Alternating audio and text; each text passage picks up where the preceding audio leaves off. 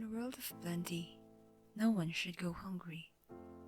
But why do so many people suffer from starvation and millions are on the brink of famine? The world has a population of 7 billion people. 1 in 7 people around the world don't get enough to eat. Almost a billion people across the globe are hungry and undernourished. 98% of the world's hungry people live in developing countries. The majority of those are families of farmers. Ironically, those who are vulnerable to hunger are directly involved in food production. Yet, they are struggling with the scourge of hunger, even though they have huge potential in terms of food and agricultural production. How could this be? Don't we have enough resources to feed the world? Of course we do. In fact, globally, the food supply outstrips the population's demand. There is enough food to feed everyone. It's just that not all have access to food. Poor people who could hardly fund a subsistence can't afford a higher price.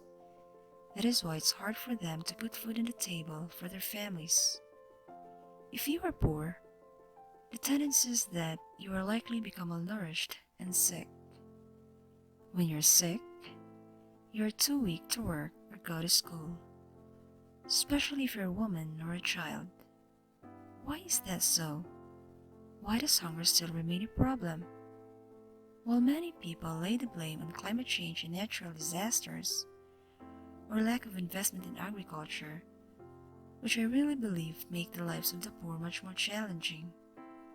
But hunger persists because of poverty.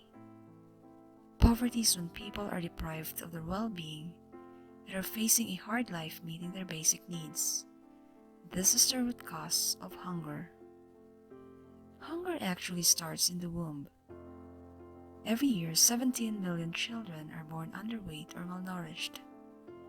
Women and children in particular are living with the crushing reality of hunger due to lack of food and nutrients. As the populations grow rapidly, malnutrition continues to be a serious problem, leading in more than half of all children's deaths worldwide. This shows that no matter where we live in this world, poor people are likely to get affected from undernourishment. What can we do about it?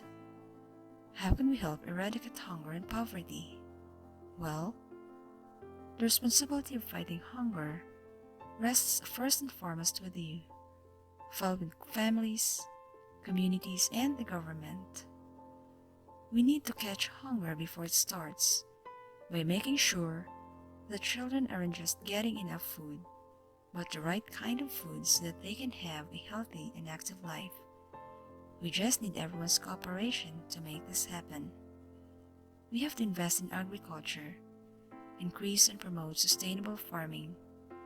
Small farmers need to be encouraged and supported so that they can feed themselves and their families. We have to empower women to become equal decision makers in their households, because when they have equal choices, women and children are better fed and enjoy the right to adequate food. Let's end hunger. Let's work together and encourage everyone to reduce waste and make wise choices about what to eat. It's time for us to act and make a difference. Let's join together to fight against hunger and make sure everyone gets the food they need.